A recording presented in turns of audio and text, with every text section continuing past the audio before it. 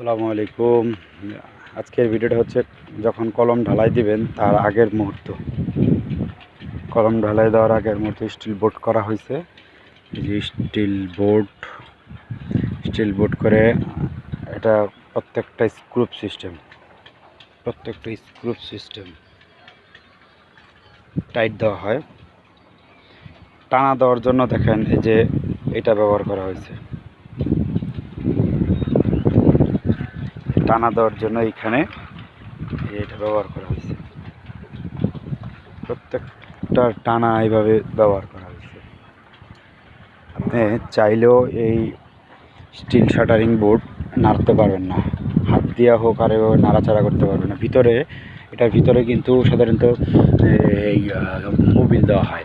Still shuttering বোর্ডের ভিতরে Mobil দেওয়া হয় যেন আপনার এই যে ঢালাইটা দেওয়ার পরে যেন এইটা নষ্ট না হয়, এর সাথে লাইগা না থাকে, এর জন্য এটার ভিতরে মোবিল দেওয়া হয়। আপনারা সবাই একটা জিনিস খেয়াল করবেন, অনেকে আছে পোড়া মোবিল ইউজ করেন, এটা কিন্তু ভুল।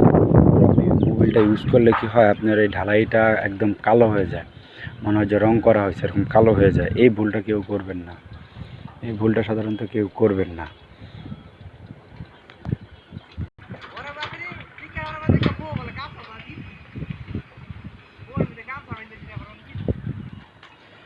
এই যে এইখান দিয়ে একটা জিনিস দেখতে পারবেন, এই যে একটা দেখেন চটের মতন একটা বেল্টের মতন আছে, একটা বেল্ট দেওয়া, এই জন্য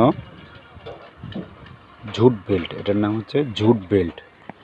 এটা সাধারণত এই যে প্রত্যেকটা জোড়ার ভিতরে, 4টা জোড়ার ভিতরে দেওয়া হয়। এই যে দেখেন এই যে ঝুট বেল্ট, এটা একটা পাতলা একটা চিকন করে থাকে, 1.5 ইঞ্চি বা 2 ইঞ্চি এরকম, 1 ইঞ্চি এরকম থাকে।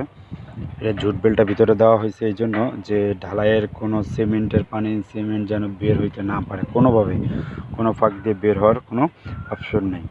এই ঝুট বেল্টটা দিয়ে তারপরে এই স্ক্রুপগুলো লাগানো হয়, জয়েন্টগুলো দেওয়া হয়।